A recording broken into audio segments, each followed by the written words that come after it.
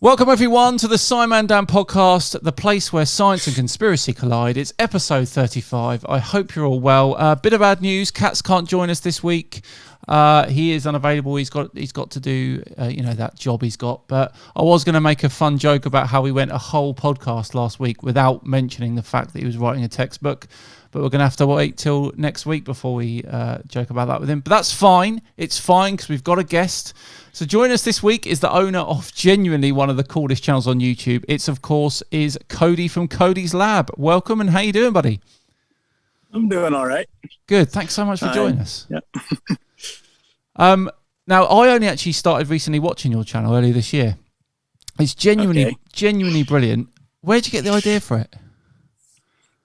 Well, I started the channel because my grandma wanted to see my high school talent show act. Like, she wasn't able to come, but she had a computer. Yeah. So I had somebody record it and we uploaded it so she could watch it.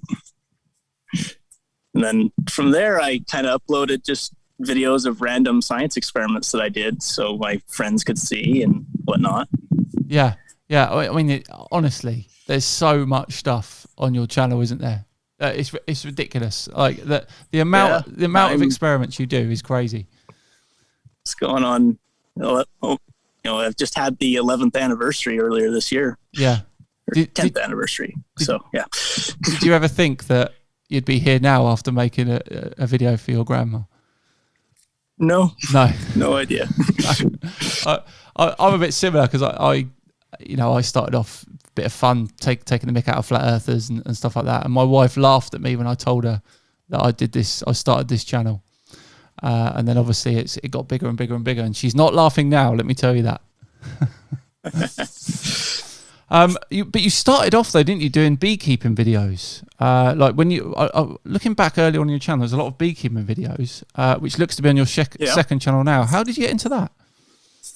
So I had the YouTube channel for several years at that point, and I had videos on it, and I think I had total like 50,000 views. Right. And I was working as the school beekeeper. Like, I volunteered to take care of the bees. I had beekeeping experience, so they let me do it. Wow. And the lady I was working with, I was about to change schools. And so she wanted me to film some videos to like train the next person that would take over the beehives. Yeah. So they might not have as much experience as I did. And so I just, for a year, took the camera with me whenever I went to my hives. I think I had about 6 hives at the time over different areas, all different kinds of hives. And I started getting thousands of people watching every video that I put out. And I was doing them like at least once a week. And from there, it kind of snowballed. I think doing a regular series really caused my channel to take off. And like, I was still doing science experiments this whole time. Yeah. And so people may have came for the beekeeping stuff, and then they would end up watching the science videos because those started to blow up as well. Yeah. Yeah. I'm always fascinated when I watch stuff like the beekeeping stuff. Do you get stung much? I haven't actually been stung this year. Wow, that's crazy. I've been working with bees. I don't get it. I feel like if I even attempted that once, I'd be stung about 10 times. In my life, I probably have been stung about 4,000 times. Whoa, so 4,000 times. I'm up there. I've just over time learned how to avoid it. Wow, and that's like crazy. This year, I've decided at some point that I would try not to get stung at all. Yeah. And I've been able to do it. So here's a question. Did it hurt more or less the 4,000th time compared to the first time? Probably much less. Or at least I'm used to it. Yeah. Like right now, I can hold a frame of bees in my hands and be having my face and hands stung and still be able to calmly put it down. Wow. Back when I first started, I would get stung and then like throw it, and then I'd get stung a lot more. Honestly, they are an incredible creature, aren't they? I remember listening to a podcast. I don't know if you might not have heard of it, BBC Earth podcast. And there was an episode in the first series of a guy who kept bees, and he lost all the bees in a fire, I think it was. And then he got them all back. So people in the community kind of gave a few hives to him, and then he lost them again in a flood. I think it was that way around. Oh, no. But then he got the hives. He managed to salvage the hives, and he found over a course of weeks the bees found their way back to the original hives. Quite incredible creatures. Yeah, bees will do that. They'll abandon the hive and go and find another place to live. Yeah. The smoking that you do, that you give the bees smoke, they think that there's a fire coming, and so they're going to go store up a whole bunch of honey in their stomachs so that they're ready to fly. Right. Okay. I see what you mean. And when they get full of food, they get calm. So that's why smoking is helpful. When I was the current climate we're in and all things like that, you understand the issues that we've all had. But for a while here in the UK, we were homeschooling for, I think it was about 3 or 4 months in total. And I was helping my son with his English work one day, and we were learning about bees. And I was quite disgusted to learn that a bee will literally vomit honey into another bee's mouth, won't it? Well, they have a special pouch inside stomach, their bodies for honey. Yeah. So they are regurgitating it, but it's not necessarily coming from where their food goes. Yeah. So it just amazed me. I mean, there I am thinking I knew everything was about bees, but he's only 8 years old, and I was learning all this extra stuff. Incredible, absolutely incredible creatures. Bees do apply a enzyme to the sugar to break it down into simpler sugars, so it doesn't crystallize as much and it stores longer. Yeah, that's why honey lasts so long. And don't they do the regurgitation quite a few times in between different bees? Yeah, they'll take it in and mix it with the enzymes, and they'll squish it back out. Yeah, they're processing the sugar, making it into a form that's can be kept longer. Amazing, absolutely amazing. Now, if you browse your channel, Cody, rather than figure out what you've actually done, it'd be probably easier to figure out what you haven't done. Are the ideas still coming? Are they still flowing? Oh, yeah. Yeah? I've got more ideas than I've got time. Have you? What have you got? Anything big that you're working on you can tell us about? Well, there's the chicken hole base project, but you guys probably know about that one. Okay, yeah. Yeah, it's ongoing. The next couple of episodes are going to be like the penultimate and final episode of the first season. Okay, cool. And I've got some surprises planned. Nice. I honestly, I think that you can't come up with something else new, and you do. Your most popular video is about flushing mercury down a toilet. It's got 9.5 million views. Where did you get the idea for that? I'll point out that that's a toilet that's not hooked up to the sewer. I had it going into a special container. You're absolutely correct, because people are not necessarily. Yeah, so you set up a special toilet, didn't you, that wasn't connected to anything, and you figured out how the mercury would react when you flushed it. Where did you get the idea for that? That's just some idea I had. I wanted to see what would happen if you had a much denser liquid go down, because it's got that siphon effect. Sure. It should work the same regardless of the density of the liquid, and it was quite able to show that. Honestly, it was. I just couldn't believe it's had that many views. Like, obviously people are thinking, well, yeah, that's a fair point. Would mercury flush? How would it flush? And obviously interested in that sort of thing. The other thing I saw you do the other day was one of your shorts where you were inhaling. What was the gas you were inhaling? I was doing sulfur hexafluoride comparing it to perfluorobutane. Yeah, and oh my word, your voice was ridiculously low. Yeah, some people are thinking that maybe it was extra ridiculously low on the second one because I still had some sulfur hexafluoride in my lungs. Like, instead of having a little bit of air mixed with it, like I had with the sulfur hexafluoride, the perfluorobutane had sulfur hexafluoride mixed with it. So it might have been a little bit deeper than if I breathed it on its own. Yeah, combining the two. I've been meaning to do another video where I breathe it and explain the science more, but I just haven't gotten around to it. Yeah, I'm like that. I need to do that video, and I haven't got around to it. There's so many. What do you think, in your opinion, what's the coolest thing you've ever done on your channel? I floated a liquid on a gas. So I sealed glass tubes with high pressure xenon. Okay. And I was able to get vodka, an alcohol water mixture with a little bit of food coloring, to float on top of the xenon gas. Oh, wow. That is actually pretty cool. I haven't seen that one yet. That sounds awesome. No, honestly, It's one of my longer ones. I get serious channel envy with you. Like, I'm like, if I had I wish mine was as cool as yours. Honestly, it's like, it's got the coolest thing. Kat's right now. I know Kat's is a big fan as well, and he watches all of them. He'll be asking you all sorts of questions about the videos you've done. So we normally have a little like interlude with Katz where he gives us a piece of science news that he's been like interested in over the last week, and then we discuss it. But he's not here this week.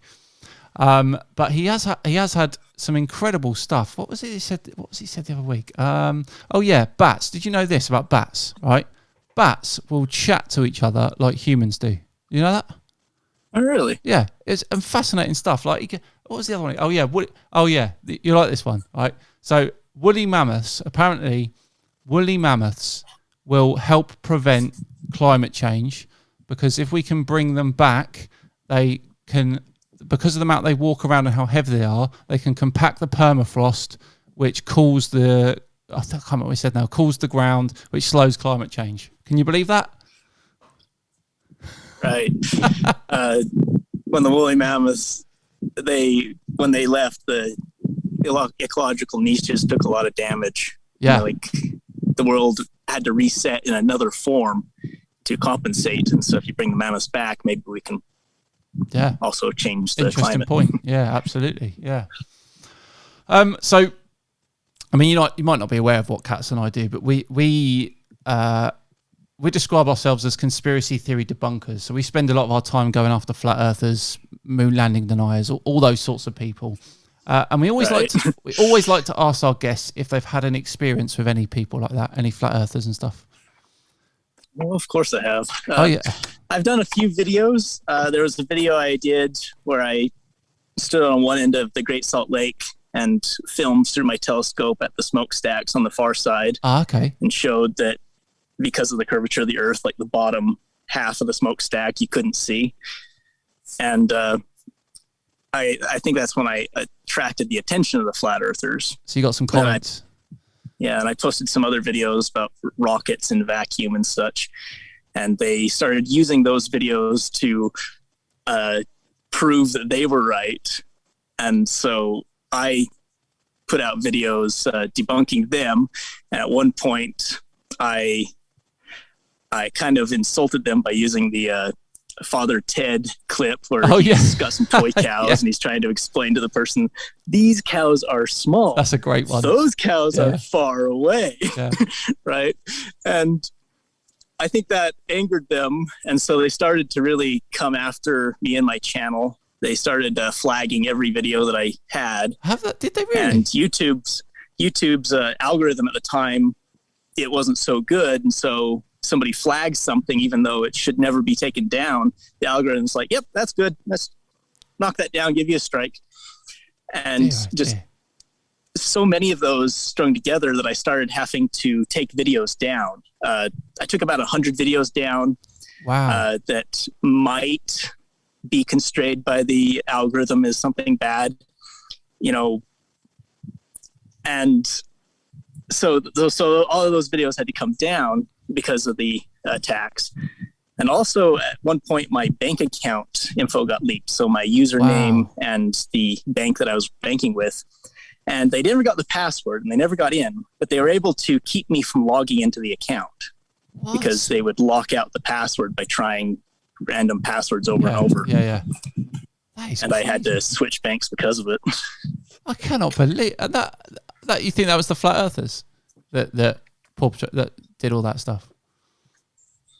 Well, I don't really have proof other than a lot of them said in their emails that they were going to do something like that. Yeah, they do. I mean, that's really surprising. Like, Katz and I are public enemy number 1 and 2 with the flat earthers, and I've had nothing like that. I cannot believe that they've gone that far. Honestly, how long ago are we talking? Maybe I made myself an easy target. Maybe, but still, how long ago were they striking you? This has been a couple of years. Okay, all right. Maybe they're worried about getting their own accounts stopped if they like do false strikes. I've taken down a lot of those videos, and I've stayed away from the topic. Yeah, kind of. I'm not surprised after all that. Yeah. I mean, I get a lot of emails, and they're going to come and do this to me, and they're going to come and do that to me, or whatever. What about like things like the moon landing? Like, how have you fared with that? Oh yeah, I got into that with the rocket in the vacuum as well. Oh yeah. I think just this last video that I was uploading, talking about using material from space, asteroids, to fertilize the ocean to help with climate change. Ah, yes. I got a lot of people saying that asteroids aren't real. People giving me emails like, I am unsubscribing now because you believe this conspiracy. No. Oh my word. That's ridiculous. There's a few, like I mentioned that fluorine was an essential nutrient for humans. Yeah. And I got a lot of people saying that they didn't like that. They're like, fluorine's not an essential nutrient. Yes, it is. most things that exist are in our bodies. It's ridiculous. I honestly, I've had similar experiences actually. I've done a video on something, and I've had a few people say, "Oh, unsubscribing." I cannot, but like the amount of there were two particular instances. One was astrology. I did a video on astrology, which, to be fair to the astrologers, I kind of I lumped it all together in one thing, and I talked about precession and how it messes up with astronomy. Oh, you don't know astronomy. You don't know the real astronomy. Unsubbing. So that was one. And the other one, which you may or may not be surprised to hear, was COVID vaccines. I did a video on COVID vaccines, and a lot of people were not happy about that at all. Especially the US viewers. Yeah, they weren't happy at all. So again, I lost some subscribers there as well.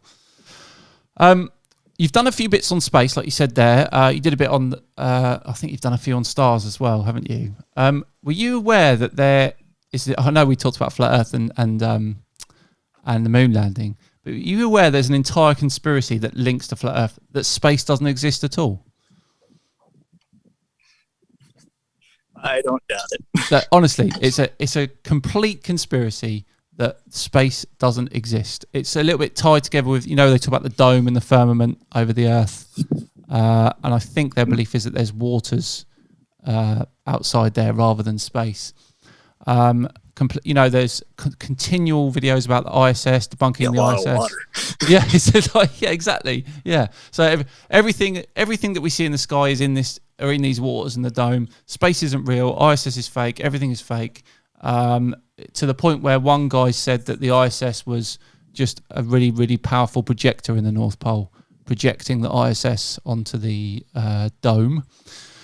It honestly gets on. You could probably make something up right now, and someone has probably said it about space. It's probably. It's honestly, it's crazy how much conspiracy theory is about space not existing. In terms of the stuff you do, though, because I know you said about the fluorine thing, do you get many people saying the stuff that you've done on your channel is faked, or you didn't do it properly, or anything like that? Oh, yeah. Loads. I did a video a while back where I drank a very dilute solution of cyanide. I was trying to show that dose makes the poison. Ah, okay. Right? Yeah. If it's small enough quantity, it's not going to hurt you. And I had a cold at the time. Right. I was coughing and my nose was running while I was filming that video. And so I kept cutting the video to cut out the parts where I stood and coughed. Yeah. And I knew that people were going to take that as evidence that I was cutting the video and switching things out. And so I actually had a time-lapse camera sitting off to the side, recording the whole thing uncut. Oh, nice idea. And I put that in at the end. Yeah. And when people took my video and were sharing it out and doing reactions to it, they took that part with the time-lapse off the end. And so they... Oh, they're sneaky. They're sneaky, aren't they? They are sneaky with that sort of... So people thought what they were saying, that you weren't really drinking cyanide. Is that what they were saying? Yeah. Yeah. It's honestly people will have a conspiracy about anything, won't they? Honestly, like, I'm trying to think of a good example of something really basic that I've done which people haven't believed, but my memory's not grabbing anything at the moment. But yeah, honestly, you can do anything. Oh, that was it. Yeah. So a lot of I'm accused quite a lot of reading a script. So a lot of people think I read a script. Now I write a script for every episode I make, and I do learn it. And I just think, well, yeah, I am reading a script because I wrote it, and I'm reading the script I wrote. I don't understand the problem with that. It's crazy, honestly. It's a shame Katz isn't here because I wanted him to tell you about when he first started on his channel. He took on a pair of guys who thought that water wasn't made of hydrogen and oxygen, and was actually an element in itself. And they'd come up with all these experiments that didn't work. Katz knows more about it than me because he took it on. They come out of experiments that tried to prove that water wasn't made of hydrogen and oxygen. Is that the wackiest theory you've ever heard? That's not. I won't say it's the wackiest, but no? I can't think of any at the moment. I've got a couple. There's been a lot of wacky ones. Oh, there's so many. I've got a couple. I actually have a video where I took a torch that was burning hydrogen and oxygen, and I collected the vapor from it in a bottle, and then drank a few drops of the water from the combustion. Oh, that is so. There's so many I need to catch up with your videos. As I said, I only started watching them at the beginning of the year. Yeah, that would have been a very good one to show these people. They were called Peter and Pete. These guys. And yeah, that would have been a good example actually to show them. It really would have. So normally we play a game, Katz and I, called the Scientist Game, where you would face off against Katz, and I would read off a list. No. Well, because he's not here, we don't have to do it. But normally, you would face off against Katz, and I would read out a list of things that have happened in a scientist's life chronologically, and the first person to get it would have got the point. So luckily for you haven't got to face him because last week he beat Philip Plate, the bad astronomer. So he had a bit of momentum. So he was happy about that. The list. Do I have what? Sorry, the list. No, because I knew he wasn't on. I didn't do one because I knew he wasn't coming on. So, but there was one week. Do you know Robin Ince from the Infinite Monkey Cage podcast? You know him? I don't. No? Okay, so he does heard of that one. Yeah, he does a podcast with Professor Brian Cox. I'm sure you've heard of him. Oh, I've heard of him. Yeah, so he does a podcast with Brian Cox. It's just all science related stuff. And he was on the show. Check it out. Yes, it's very good. He was on the show and we did the Scientist Game, and he got the scientist was Einstein, and he got it right. He got it right off the second clue, which was he studied at Zurich Polytechnic. It was quite incredible how quickly he got it, and Katz got it. But anyway, what I wanted to say was, any scientists of yours... I didn't know that fact. No, I didn't either. Any scientists of yours that are personal favourites? There's Newton. Newton, good one. That's good probably one. Most people. Sticking with the UK. Like the guy put a thermometer on the end of a spectrum and noticed that the temperature rose and thought, hey, maybe there's some light that's invisible to the eye. He was a clever guy. Yeah. And do you know what was most incredible about him? Everything he figured out was pretty much before he was 26 years old. Yeah. So didn't he die young? No, he did die quite old, but he became Master of the Royal Mint, which is in England, which is where they make all the coins and stuff. And then he kind of went a bit senile, and he was stayed in his house for the last few years of his life. But yeah, like I say, after Principia, which was his really big book, he didn't do much more in terms of scientific discoveries. But he was a fantastic scientist. That's right. He's up there for me as well. Another one of my favourites is Kepler, the German mathematician scientist. He's one of my favourites. And Richard Feynman. Gotta love Richard Feynman. And I can't do Guess the Scientist with Richard Feynman because Katz will get it straight away because he knows how much I love him. But I also like Benjamin Franklin. Yes. The experiment with the kite. I want to recreate that at some Oh, point. that'd be so cool. Yeah, yeah. Recreating old experiments. That would make a great fit. That'd make good video. That would. Recreating old experiments, definitely. Problem is, there's not very much lightning out here. No, it's not a cloud in the sky behind you. I can't see a cloud. No, there hasn't been for weeks. That is whereabouts are you? I'm in northern Nevada. Northern Nevada. Okay, cool. So yeah, that's. But like we were saying before we started, September. Is that typical for September? The temperatures? I haven't been out here for very long, so I don't really have a long history to call from. But I feel like it's hotter than it should be. Okay. Yeah. Well, you could always come and live on the south coast of England, and then you won't have to worry about that because it's not very bad at all. Anyway, Cody, thanks so much. It's been an absolute pleasure having you on. Really, really appreciate it. Honestly, your channel is genuinely brilliant. I'm going to catch up more tonight with some more of your videos and experiments. So I'll put a link in the description for your channel. Can we find you anywhere else on Twitter or anything like that? Yeah, I'm Cody's Lab on Twitter. Cool. I have an Instagram. Okay. Cody Don Reader. Perfect. Yep. Okay. We'll link all that in the bottom as well. Haven't spread out to very much more than that. Oh, no, I'm the same. And also, I'm not very active on Twitter or Instagram. I find it difficult to keep the posts up on those. But yes, I've been trying to post once a day.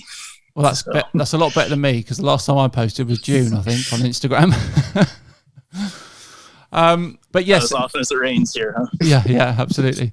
Everyone, please do go and check out Cody's Lab. It really is genuinely brilliant. There were hours of entertainment watching that. So yes, thank you very much. We're done. We're back next week. Hopefully, Katz is back next week. And next week we've got a guy called Alexander Stewart who's making some waves on TikTok on his TikTok videos. He does science videos on TikTok, so we're going to chat with him, see what he's all about. But thanks very much for listening, and we'll see you next time. Bye-bye.